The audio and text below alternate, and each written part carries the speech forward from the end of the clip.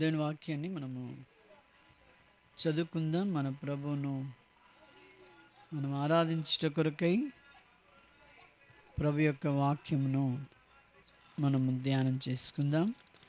ఈ సమయంలో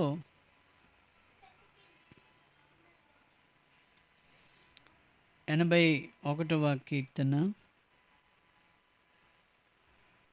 81వ కీర్తన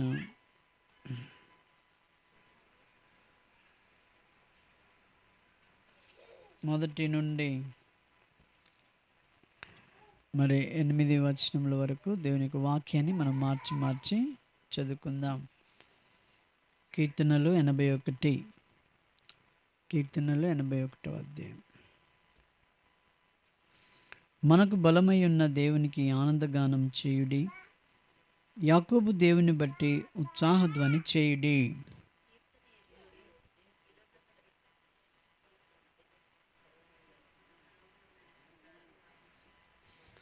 అమావాస్య నాడు కొమ్ము ఊదుడి, మనము పండుగ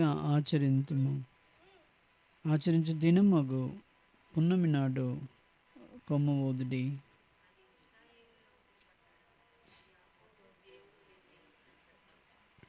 ఆయన ఐగుప్తు దేశ సంచారము చేసినప్పుడు యోసేపు సంతతికి సాక్ష్యముగా దానిని నియమించెను. అక్కడ నేను ఎరగని భాష వింటిని.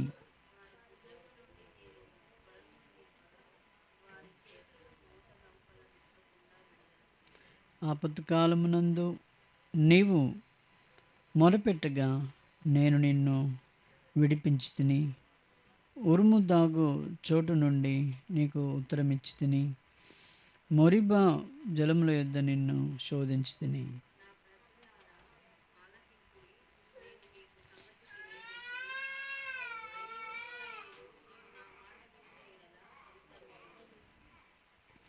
ప్రభు సహాయం కొరకై మనము ప్రార్థన చేసుకుందాం.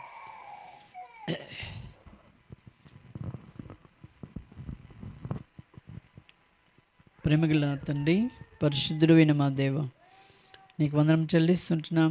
ఇంతవరకు నైనా కొంత పవర్ అంతరాయం కలిగినప్పటికీ తిరిగి మాకు మీరు పవర్ని ఇచ్చినందుకు కూడా నీకు వందనములు కృతజ్ఞతలు చెల్లిస్తుంటున్నాం. చదవబడిన వాక్యంను బట్టి మాతో మీరు మాట్లాడుతుండండి. మమ్మలను ప్రభా యొక్క వాక్యం చేత పొడికొల్పి సిద్ధపరిచి తండ్రి నిజమైన నీ ఆరాధికులుగా మమ్మల్ని నడిపిస్తూ రావాల్సిందిగా నీ సన్నిధిలో ప్రార్థిస్తూ ఉంటున్నాం. ఆ యొక్క నన్ను సులుచాటును మరుగుచ్చి నీ సన్నిధి మాతో నుంచి మాకు ఇచ్చిన శ్రేష్టమైన ప్రభుదినాన్ని బట్టి నేను కృతజ్ఞతలు చెల్లిస్తూ యేసు నామములో స్తుతించి ప్రార్థిస్తున్నాం తండ్రి, ఆమేన్.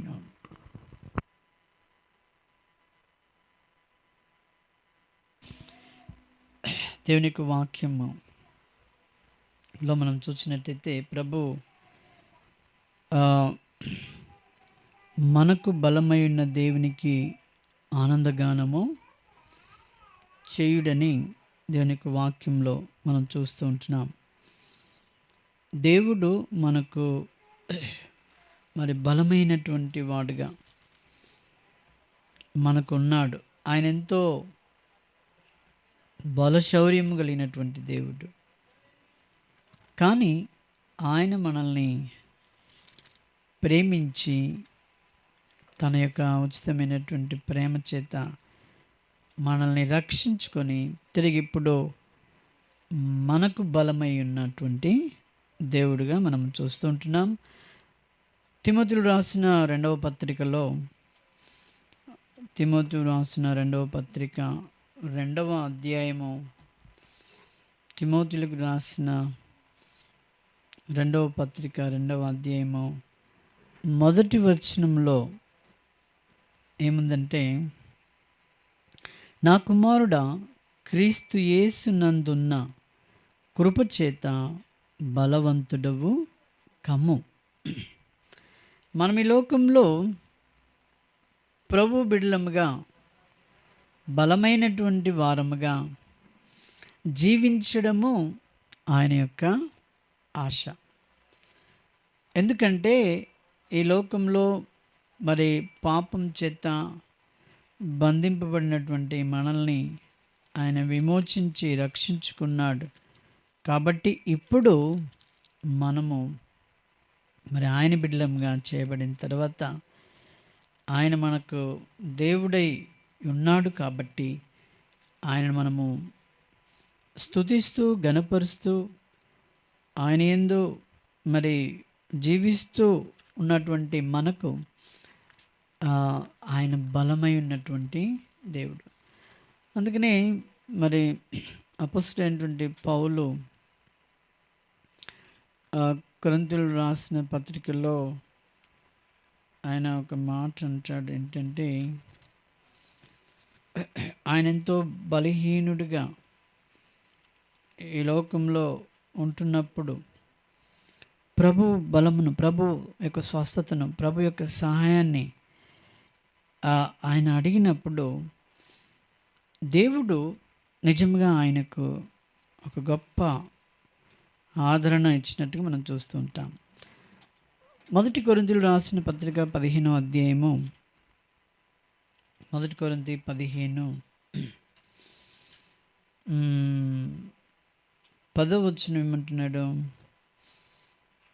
అయినను నేనేమై ఉన్నానో అది దేవుని కృప వలననే అయ్యున్నాను, మరియు నాకు అనుగ్రహింపబడిన ఆయన కృప నిష్ఫలము కాలేదు.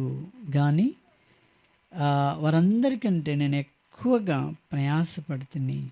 ప్రయాసపడినది నేను కాను, నాకు తోడై ఉన్న దేవుని కృపయే. దేవుని యొక్క కృప చేత దేవుడు మరి ఆయన యొక్క బిడ్డలను బలపరుస్తూ నడిపిస్తున్నటువంటి విధానాన్ని మనం చూస్తుంటున్నాం. అందుకని అంటాడు, నేను నా కుమారుడైన యేసులో ఆయన కృప చేత నువ్వు ఏమి కమ్మని కోరాడు? బలవంతుడవు కమ్ము. అదే తిమోతి 2:1 చూసాం కదా. ఆయన కృప ద్వారా మనకు బలం, మనకు ఆయన యొక్క కృప అనేది చాలా ప్రాముఖ్యం. ఆ కృప చేత మనము ఈ లోకంలో ప్రభు యొక్క బిడ్డలముగా మనము జీవిస్తూ ఉంటున్నాం. కాబట్టి ఆయన మనకు కృప అనుగ్రహించినాడు దేవుడు. అందుకని ఆ కృపను బట్టి మనము మరి ఇక్కడ 81వ కీర్తనలో అన్నాడు కదా, మనకు బలమై ఉన్న దేవునికి ఆనందగానము చేయాలి. మనకు బలము ఆయనే. ఆ బలము ఎక్కడిస్తున్నాడంటే ఆయన యొక్క కృపలో మనకు అనుగ్రహిస్తున్నాడు. ఆయన యొక్క కృప ద్వారా దేవుడు మనకు అనుగ్రహించేటువంటి వాడు. కాబట్టి ఆయన కృపలో ఉన్నటువంటి బలము అది చాలా గొప్పది. ఎందుకంటే పౌలు మరొక చోట ఆయన ఏమన్నాడంటే, నేను బలహీనుడనై ఉన్నాను, నాకు స్వస్థత కావాలన్నటువంటి ఆశతో మరి పౌలు మరి దేవుని సన్నిధిలో ప్రార్థించినప్పుడు అక్కడ ఏమన్నాడంటే, 2వ కొరింథీయులకు రాసిన పత్రిక 12వ అధ్యాయము, 2వ కొరింథీ 12 7వ వచనం నుండి మనం చూస్తాం. 7 నుండి నాకు కలిగిన ప్రత్యక్షతలో బహు విశేషముగా ఉన్నందున నేను అత్యధికముగా హెచ్చిపోకుండు నిమిత్తము నా శరీరంలో ఒక ముళ్ళు, నేను అత్యధికముగా హెచ్చిపోకుండు నిమిత్తము నన్ను నలగొట్టుటకు సాతాను యొక్క దూతగా ఉంచబడెను. అది నా యొద్ద నుండి తొలగిపోవాలని దాని విషయమై నేను ముమ్మారు ప్రభువును వేడుకుంటుని. అప్పుడు ప్రభు ఏమన్నాడు? అందుకు 9వ వచనం, అందుకు నా కృప ఆ, 2 కొరింథీయులు రాసిన పత్రిక 12వ అధ్యాయము 9వ వచనం ఏమంటున్నాడు? అందుకు నా కృప నీకు చాలును, బలహీనత యందు నా శక్తి పరిపూర్ణమగుచున్నదని ఆయన నాతో చెప్పెను. కాగా క్రీస్తు శక్తి నా మీద నిలిచియుడు నిమిత్తము విశేషముగా నా బలహీనతల యందే బహు సంతోషముగా అతిశయపడుదును.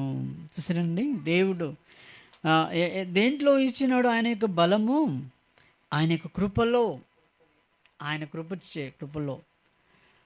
దేవుని యొక్క వాక్యంలో మనం చూస్తాము, చాలామందిని ఎవరినైనా మనం పలకరించినప్పుడు ప్రభు సన్నిధిలో ప్రైజ్ లార్డ్ అన్నా మరి ఎలా ఉన్నారంటే, ప్రభు కృప వల్ల నేను బాగున్నాను అంటారు. అంటే ఆయన యొక్క కృప ఎంత మరి బలం కలిగినదో అనేది మనము చూస్తుంటున్నాం. అందుకని తిమోతిలో అదే అన్నాడుగా, క్రీస్తు యేసునందున్న కృపచేత బలవంతుడవు కమ్ము అన్నాడు. ఆయన కృపలో చాలా బలం ఉందండి. ఆయన కృపలో మనం ఇప్పుడు ఎంత అపాయ స్థితిలో, ఏ బాధలో, ఎన్ని పరిస్థితుల్లో ఉన్నప్పుడు ఎవరి దగ్గరికి మనం సంప్రదించినా మనల్ని ఎలా ఉన్నారంటే, ప్రభు కృప వల్ల బాగున్నాము అంటారు. ఆయన కృప ద్వారానే మనము ఈ లోకంలో మనం జీవిస్తూ ఉంటున్నాం. ఆయన కృప అంత బలమైనటువంటిది, అంత బలమైనటువంటిది. కాబట్టి ఆయన కృపను మనము ఎరిగిన వారముగా ఉండాలి. ఆయన కృప మనకు ఎప్పుడు బలమైనదిగా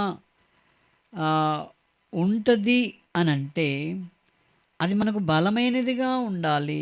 అది నీకు నాకు మరి ఎప్పుడు బలమైనదిగా ఉంటుంది అని అంటే, ఫిలిప్పీలకు రాసిన పత్రిక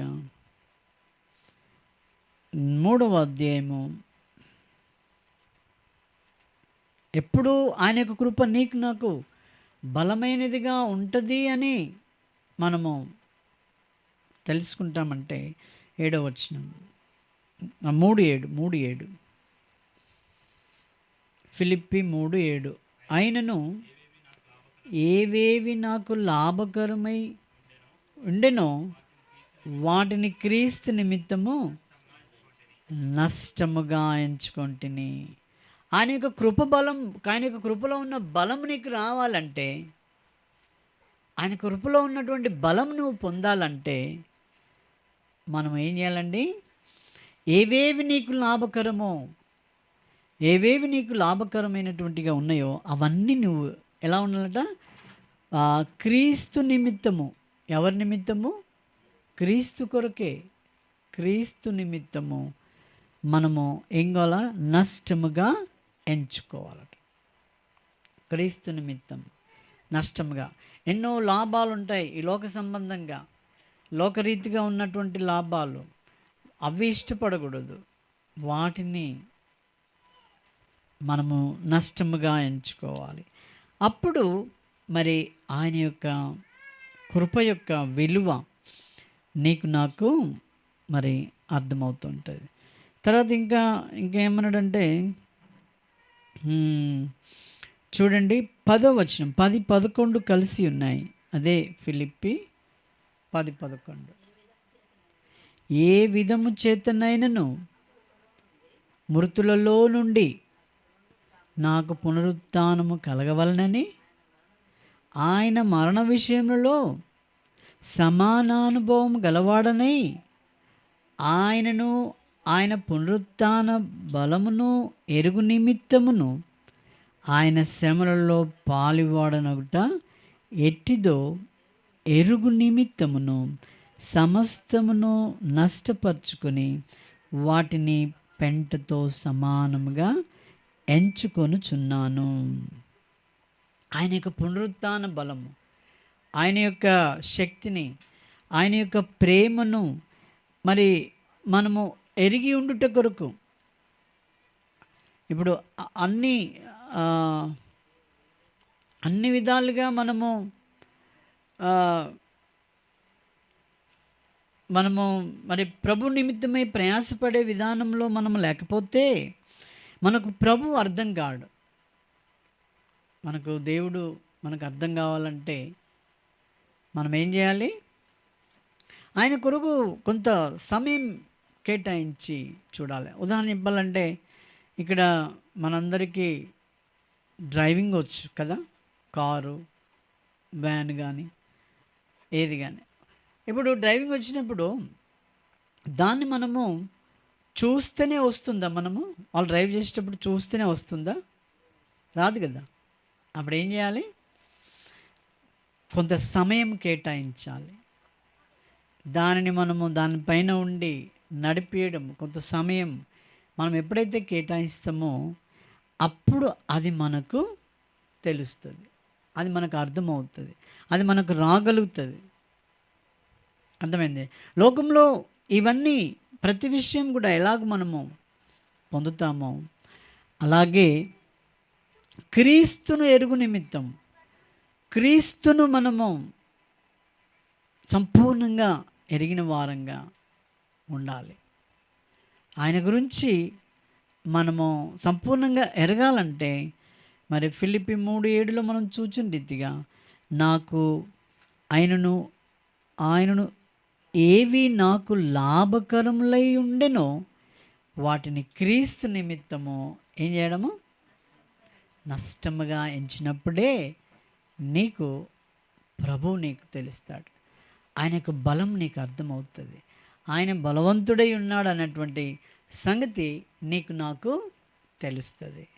ఎప్పుడైతే మనము ఆయనను మరి విశ్వసించకుండా ఆయన యందు మనము మరి ఆయనలో మనము ఏమాత్రం కూడా తెలుసుకొని ఉండకుండా ఉంటే గనక మనము ఆయనలో బ్రతకలేము. కాబట్టి ఇప్పుడు క్రీస్తును కలిగిన మనము ఇప్పుడు ఎవరిని పోలి ఎవరి యందు మనం జీవిస్తూ రావాలి?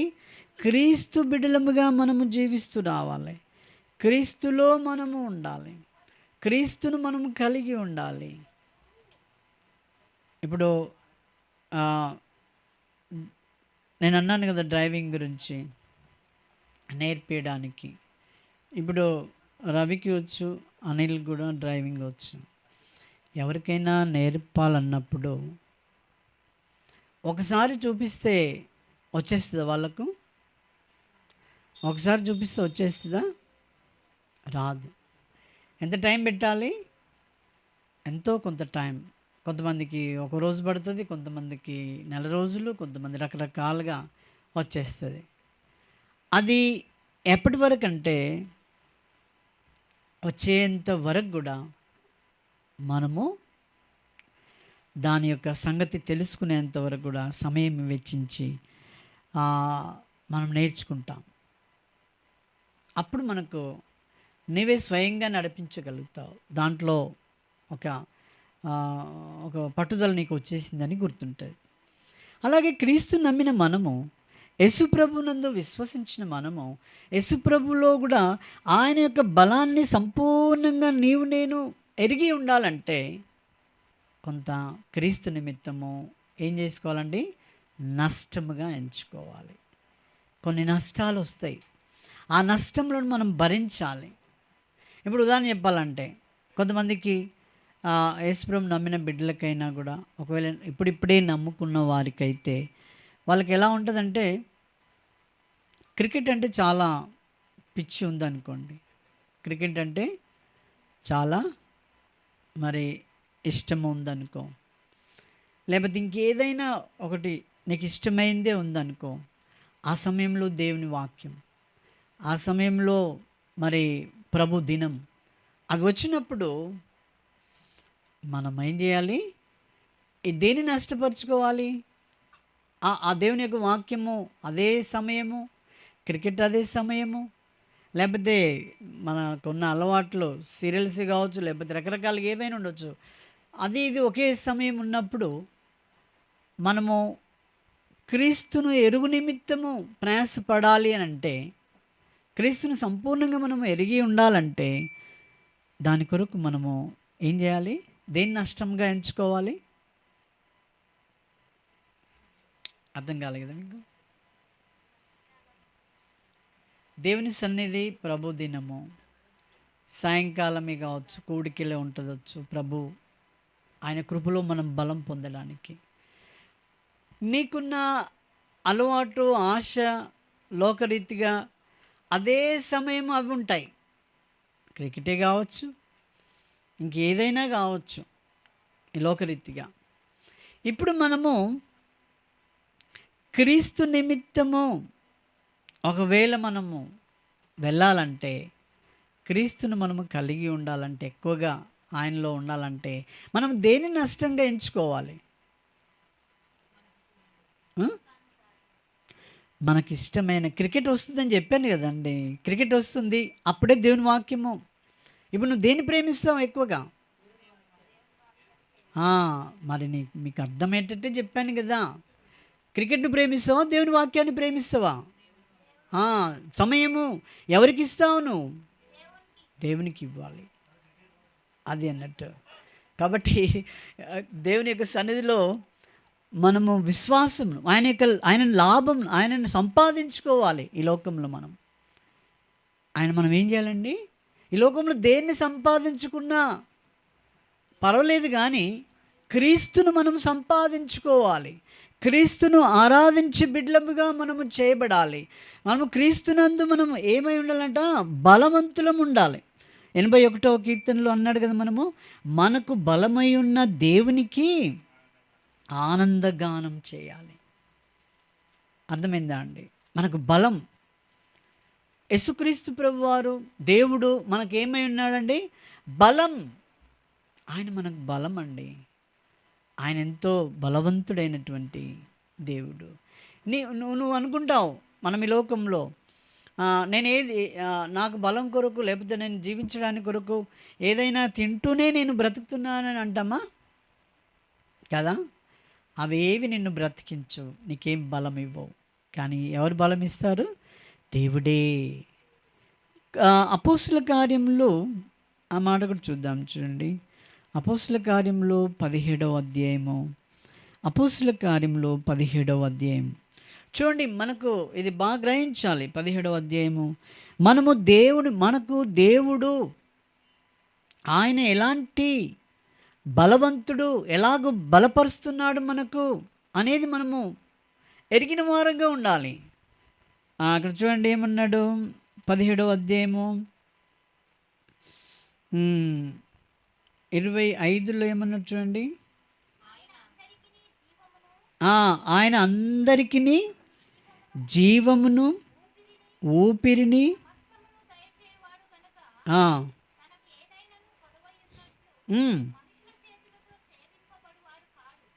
చాలు ఇక్కడ ఏమన్నాడండి?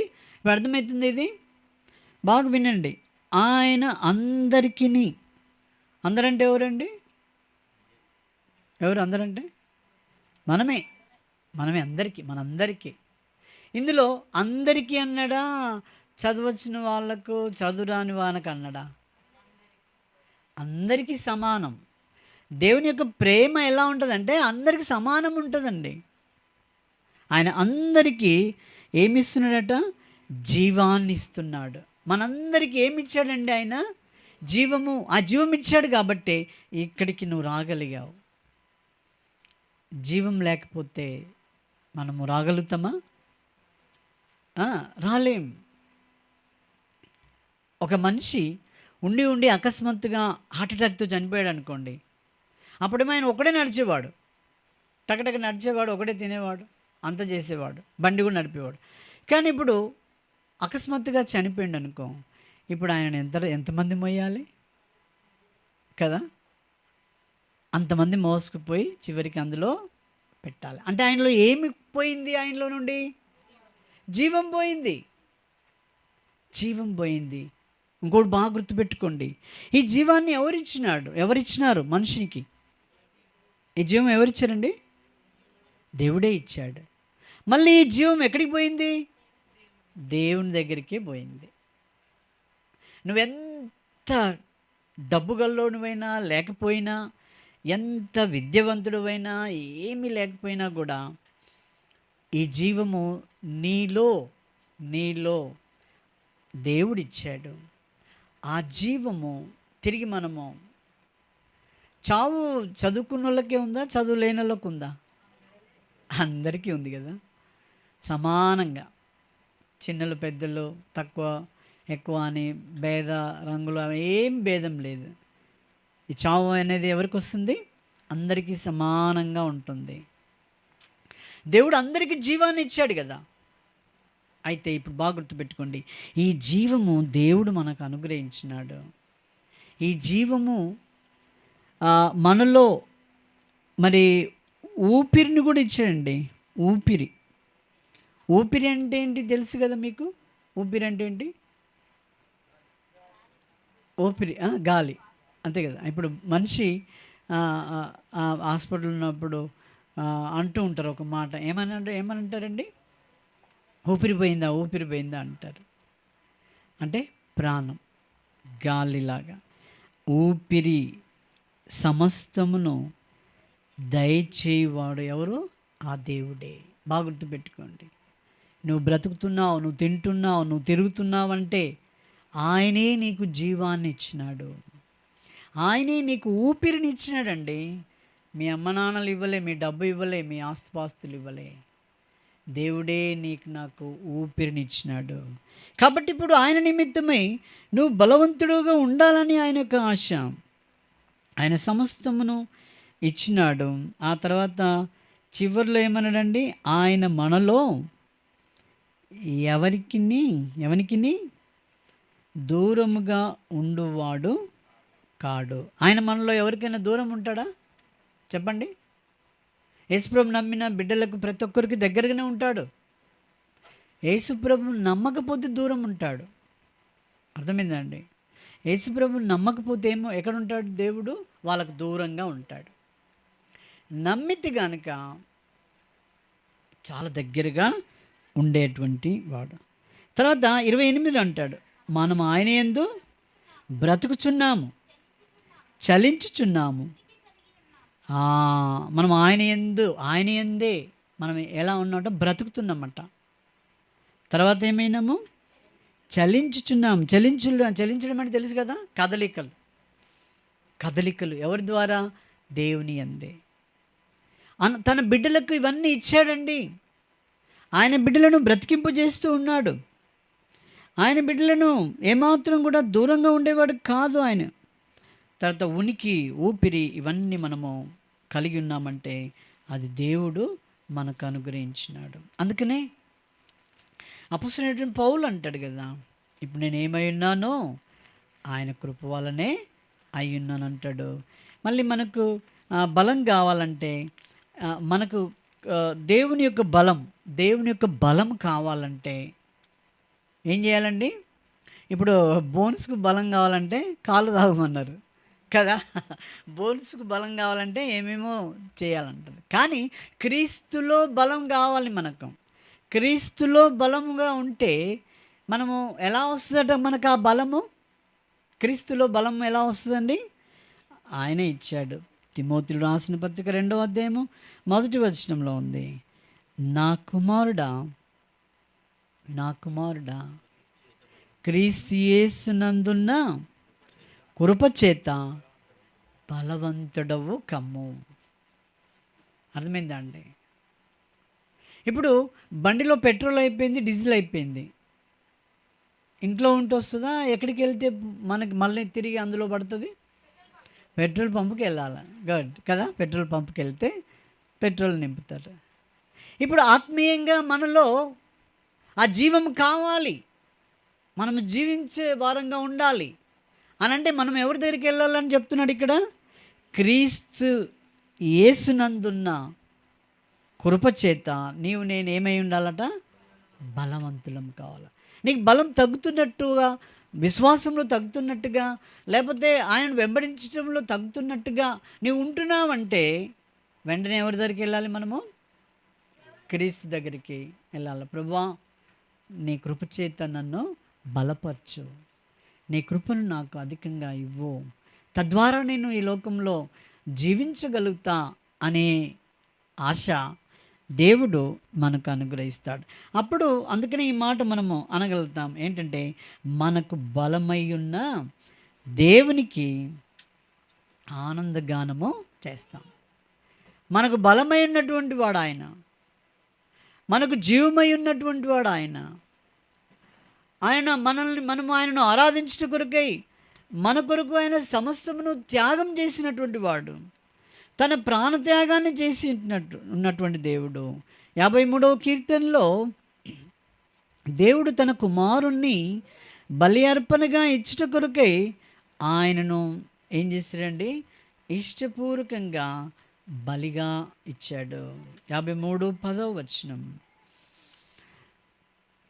యెషయా 53:10. యెషయా 53:10.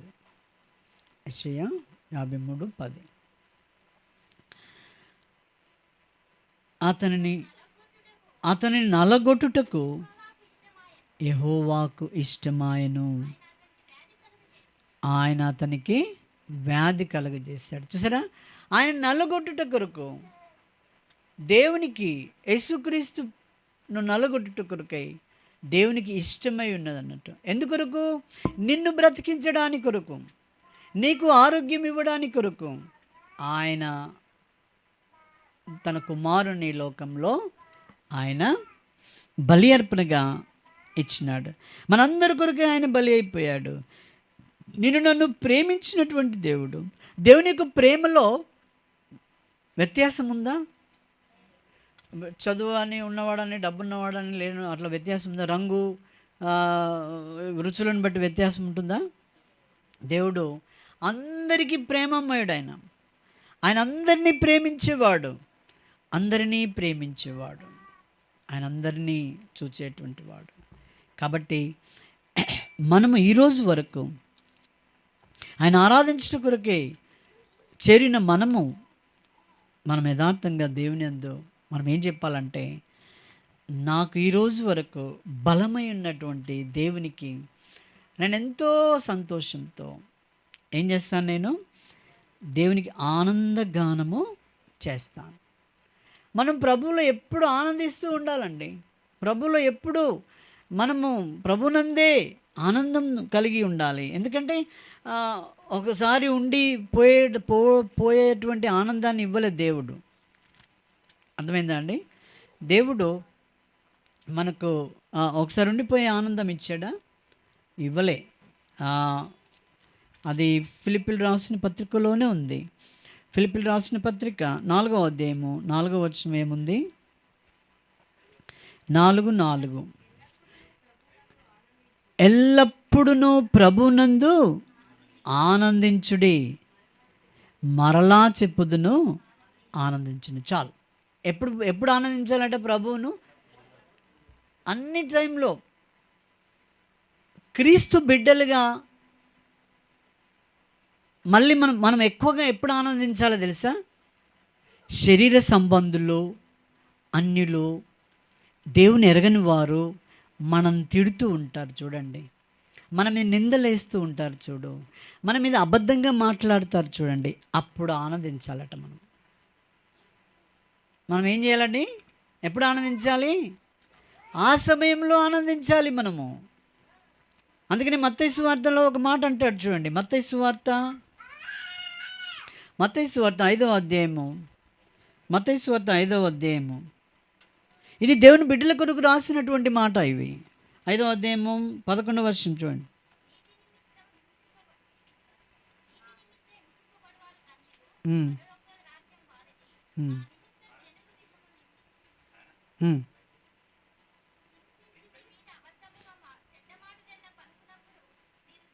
చాలు. నిజంగా నీ మీద ఎవరైనా చెడ్డ మాటలు పలుకుతున్నారా అండి? బాగా వినండి. ఇటు నీ మీద ఎవరైనా నిందలు మోపుతున్నారా? నీ మీద చెడుగా మాట్లాడుతున్నారా? అయితే దేవుడు అన్న మాట ఏంటంటే, నువ్వు ధన్యుడవట. అలాగ నిన్ను అంటే మనం ఎవరమాట? మనం ధన్యులమండి. ఆహా, ఎంత అబద్ధం వేసావండి నా మీద, నేను ధన్యుణ్ణి అనాలా? ఎంత అబద్ధపు మాటలు మాట్లాడుతున్నావు, నేను ధన్యుణ్ణి అనాలా? మనం ఎవరము? దేవుని బిడ్డలు. దేవుని బిడ్డలు కాకపోతే నువ్వు అసంటి దాన్ని కావా, నువ్వు అటువంటి వాడు కావా అని మనం ఎదురు మాట్లాడతాం. నేను దొంగనైతే నువ్వు దొంగవు, నేను తాగుబోతునైతే నువ్వు తాగుబోతు, నేను ఇదంటే నువ్వు అది, నేను ఇదంటే అది, అట్లా అంటాం. దేవుని బిడ్డలు అనొచ్చా? అలాగంటే ధన్యుడు కావు నువ్వు ధన్యుడవు. అబద్ధముగా నీ మీద చెడ్డ మాటలలో పలుకున్నప్పుడు నీవు ధన్యుడవు. ఈ వాక్యాన్ని కంఠస్థంగా పెట్టుకోవాలి మనము. ఆ తర్వాత మనకి ఏమవుతుందంటే 12వ వచనంలో సంతోషించి ఆనందించుడి.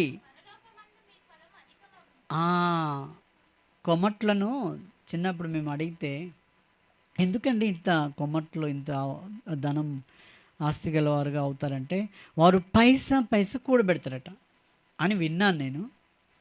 పైసా కూడబెడితే వాళ్ళు చాలా గొప్పవారుగా అవుతారు. అవునా కదా? ఇప్పుడు ఆత్మీయంగా దేవుని బిడ్డలముగా మనము కూడా పైసా కూడబెడితే పరలోకమందు మీ ఫలము ఏమవుద్దట? అధికమవుతుంది. ఎప్పుడు కూడబెట్టడం? మనం కూడబెట్టేది ఎట్లా ఉంటుంది విధానం చెప్పండి, ఒక్కటి చెప్పండి.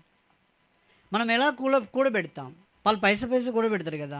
మనం ఆత్మీయంగా పరలోకంలో మనకు ధనము సమకూర్చబడాలంటే మనం ఒక పైసా ఎట్లా వస్తుంది, అక్కడికి పోతుంది చెప్పండి.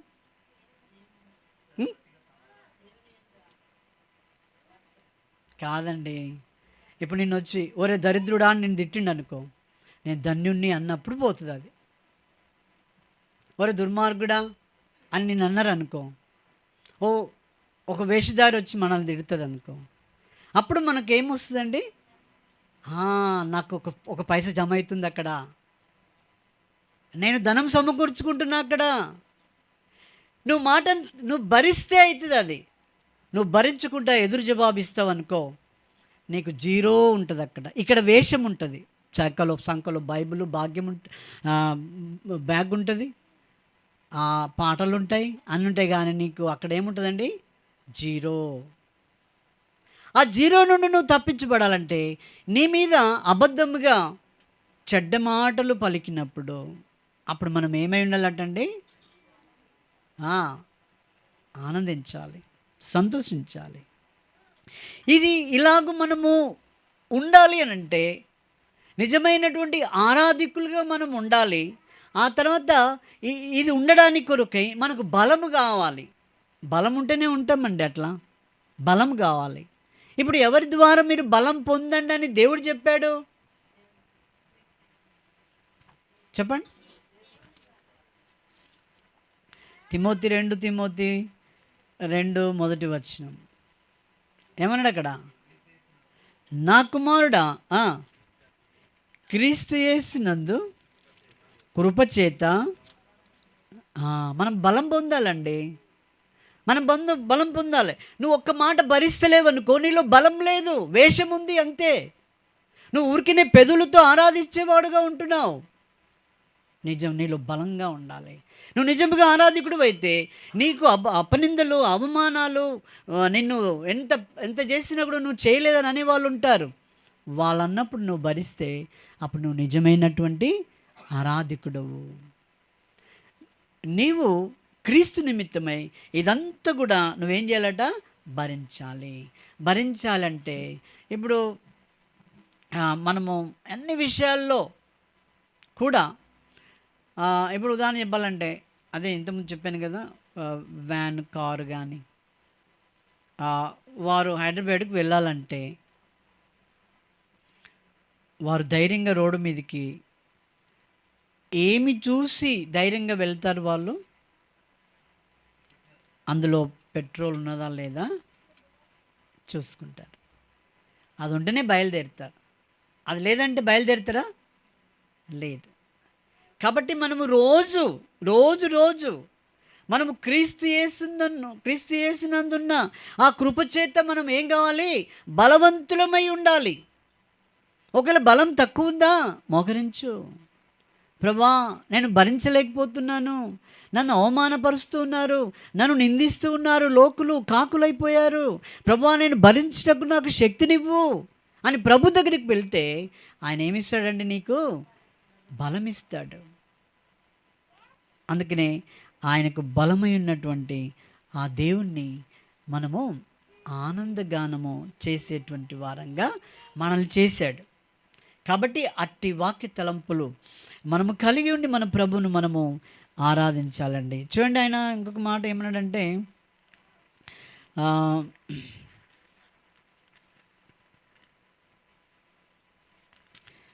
తీతుకు చూడండి,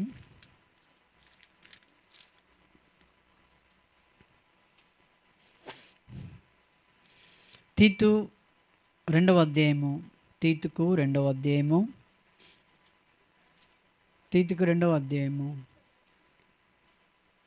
11వ వచనం. ఏలైనగా సమస్త మనుషులకు రక్షణకరమైన దేవుని కృప ప్రత్యక్షమైందండి. చాలు, మనుషులందరికీ ఏం ప్రత్యక్షమైందండి? దేవుని యొక్క కృప ప్రత్యక్షమైంది. ఆ కృప ప్రత్యక్షత ద్వారా మనమందరం కూడా ఏం చేయబడ్డామంటే 14వ వచనం చూడండి.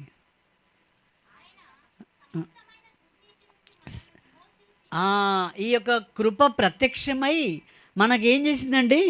సమస్తమైనటువంటి దుర్నీతి నుండి మనల్ని ఏం చేశాడు? విమోచించాడు. ఆయన కృప చేత సమస్తమైనటువంటి దుర్నీతి నుండి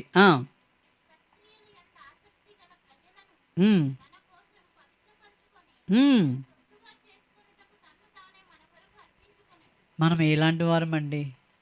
ఎంత చెత్త చెదారం ఉన్నటువంటి మనుషులం కదా మనం. దుర్గంధం చేత మన హృదయం నిండి ఉంది కదా, దుర్నీతి చేత నిండి ఉంది కదా. అయితే ఆయనకు ప్రేమ చూడండి, సత్క్రియలు కలిగి నా ప్రజలు నా కోసం ఉండాలని ఆయన రక్తాన్ని చిందించి నన్ను ఏం చేశాడండి? పవిత్రపరుచుకున్నాడట. అర్థమైందా ఇప్పుడు ఈ మాట? నన్ను ఏం చేసుకున్నాడు? ఆయన పవిత్రపరుచుకున్నాడు ఆయన రక్తంలో. మనం ఎలాంటి వారము? దుర్నీతి, దుర్గంధము మన హృదయంలో కలిగి ఉన్నటువంటి మనల్ని ఆయన పవిత్రపరుచుకొని ఇంకేం చేశాడట? తన సొత్తుగా చేసుకున్నాడట. చూసారా అండి, మనల్ని తన సొత్తుగా చేసుకున్నాడు. ఎంత గొప్ప భాగ్యం కదా. అయితే మనం ఎట్లుంటామంటే, ఒక శాస్త్రం ఉంది, ఎప్పటి చిప్ప ఏమంటారు కరెక్ట్నా? ఎప్పటి చిప్ప ఎనుగులో ఉన్నట్టు ఏదో శాస్త్రం ఉంది. ఎక్కడి గొంగడి అక్కడే ఉన్నట్టు ఉంటాం. మనం ప్రత్యేకింపబడిన వారము, ఆరాధికులము. మనం ఎవరమండి? మనల్ని పవిత్రపరుచుకున్నాడు సత్క్రియలు చేయుట కొరకై. నీవు అబద్ధంగా నీ మీద చెడుగా మాట్లాడే వారిని భరించుట కొరకై నీకు ఆ శక్తినిచ్చేటువంటి దేవుడుగా ఉన్నాడు. అర్థమైందా అండి? ఇద్దరు సన్యాసులు కూడుకున్నారట. ఇద్దరు సన్యాసులు. వాళ్ళు ఏమనుకుంటారంటే, అందరూ కొట్లాడుకుంటున్నారా, మనం కొట్లాడుకుంటలేము, మరి మనం కూడా ఒకసారి కొట్లాడుకుందాము అన్నారట.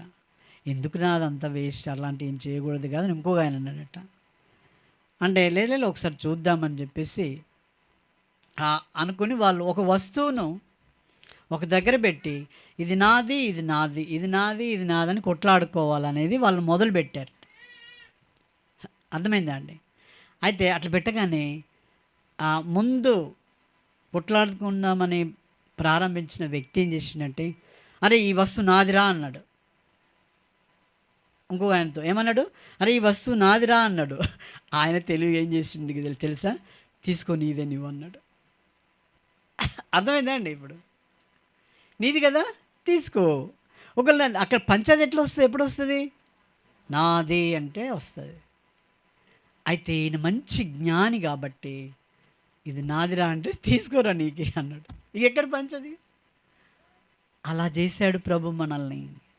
నువ్వు అపవిత్రుడుగా ఉన్నప్పుడు జగడగొండిదానివి, జగడగొండోడివి, త్రాగుబోతువు, మోసగత్తెవు, మోసగాడివి. అయితే నిన్ను పవిత్రపరుచుకున్నాడు. నీలో సత్క్రియలు చూడవాలని ఆశిస్తూ ఉన్నాడు. అందుకొరకు నిన్ను ఆయనను సొత్తుగా చేసుకున్నాడు. ఇప్పుడు నువ్వు ఎలా ఉన్నావు? ఇప్పుడు నువ్వు ఎలా జీవిస్తూ ఉన్నావు? తిరిగి అదే పాటనా? అదే ఎక్కడి గొంగడు అక్కడేనా? అదే చెడు బూతులు నీ నోట్లో ఉన్నాయా? అదే నిందలు మోపేది నీ నోట్లో ఉన్నాయా? అదే అవమానపరిచేది నీ నోట్లో ఉన్నాయా? సిన్లో ఐ అని అంటారు, తెలుసు కదా. సిన్ ఇంగ్లీష్ అక్షరాల్లో మధ్యలో ఉండేది ఏంటి, ఏం అక్షరం అండి? ఐ. ఐ అంటే అర్థం ఏంటి? నేను. నేను అనేది చచ్చిపోవాలని యేసుప్రభు నిన్ను ఎన్నిక చేసుకున్నాడు. కానీ మనం ఏం చేస్తామంటే అన్నిట్లో నేనే, నాదే గెలవాలి, నేనే గెలవాలి, నా మాటే వినాలి, నువ్వు సైతాను అని తెలియదు నీకు. సైతానుడు అట్లా అంటాడండి, అర్థమైందా? అపవాది కుమారులు అట్లా అంటారు. కాబట్టి ప్రతి విషయంలో మనల్ని సత్క్రియలతో చేశాడు దేవుడు. అట్లు మనము ఆయన యొక్క బలం పొంది ఆయనను ఆరాధించేటువంటి వారంగా మనం ఉండాలని ఆయన యొక్క కోరిక. అందుకొరకే ఆయన తను తాను తగ్గించుకొని సిలువలో వేలాడదీయబడినాడు. నీ కొరకే నా కొరకే సమస్తమును ఆయన ధారపోసినటువంటి వాడు. అందుకనే తన్ను తానే మన కొరకు ఏం ఏం చేసుకున్నాడట? అర్పించుకున్నాడండి. నీలో పరిశుద్ధత లేదు, నీలో అపవిత్రత ఉంది, నీలో అన్ని గర్వాలున్నాయి. అయ్యో, నీ కొరకు నేను అర్పించుకున్నానని ప్రభు తన కుమారుణ్ణి పంపినాడు. అయితే నువ్వేమో నేనేమో ఏం చేస్తున్నామో ఊరికే వేషం ధరించాం. వేషం ధరించి ప్రభువును వెంబడిస్తున్నాం. అట్లయితే అది జరగదు. మీకు చెప్పాను కదా చాలాసార్లు, పావురాలకు మంచి విత్తనాలు వేస్తుంటే కాకి వస్తే ఎల్లగొడుతుండట ఒక యజమాని. పావురాలకు ఏమేస్తున్నాడు? మంచి విత్తనాలు వేస్తున్నాడు తినడానికి, అవి వచ్చి మంచి తింటున్నాయి. కాకి వస్తే ఏం చేస్తున్నాడు? ఎల్లగొడుతున్నాడు. అయితే కాకి ఆలోచన చేసిందట. ఆలోచన చేసి ఏం చేసిందంటే, పావురం తెల్లగా ఉంది కదా, సరే అని చెప్పేసి అది ఎక్కడో మంచి తెల్ల బూడిది లాంటిది దాంట్లో పోయి మొత్తం మునిగి అట్లా ఇట్లా చేసుకొని తెల్లగా అయ్యి వచ్చిందట. ఎక్కడికి? ఈ పావురాలు వేసే విత్తనాల దగ్గరికి. వచ్చిన తర్వాత ఏమైందంటే, ఆయన యజమానుడు మామూలుగా వేస్తున్నాడు, ఎందుకంటే కాకి రాలే కదా, ఆయన వేస్తూ ఉన్నాడు. జనరల్గా వినండి, వేస్తూ ఉన్నప్పుడు ఏమైందంటే, పావురము చిన్న మూతితో కొంచెం మెల్లగా తింటుంది. ఈ కాకి పౌర వేషం వేసింది కదా, అది పోయి నోరంతా తెరిచి టకా టకా తినేస్తుంటే అప్పుడు ఈయన గ్రహించిండట, ఇది ఏదా అని చెప్పేసి ఆయన గ్రహిస్తూ ఉన్నాడు. అంతలో వర్షం స్టార్ట్ అయింది. అంతలో వర్షం స్టార్ట్ అయితే ఏమైందండి? పడుతుండే ఇప్పుడు అన్నిటి మీద పడుతుంది కదా. పడ్డప్పుడు కాకి మీద పడిన తర్వాత ఏమైపోయింది? అది దాని యొక్క అవతారము బయటపడ్డది. ఆ నల్లధనము బయటకు వచ్చేసింది. బయటికి రాగానే ఏం చేసినాడు? వెంటనే దాన్ని తరిమేసినాడు. కాబట్టి మనం ఎలా ఉన్నాం? మనము ఊరికనే వేషము, ఊరికనే పాటలు, ఊరికనే ఇది ధరించుకొని వచ్చామా? నిజమైన కార్యం నీలో జరిగిందా? నిజంగా ప్రభువుకు తన బిడ్డగా నువ్వు, తన సొత్తుగా నువ్వు చేయబడ్డావా? ఆయన ఆరాధించేటువంటి వాడుగా, యథార్థమైన రీతిలో ఆయన ఆరాధించే బిడ్డగా నీవు నేను ఉండాలని ప్రభు తన్ను తాను అర్పించుకున్నాడు.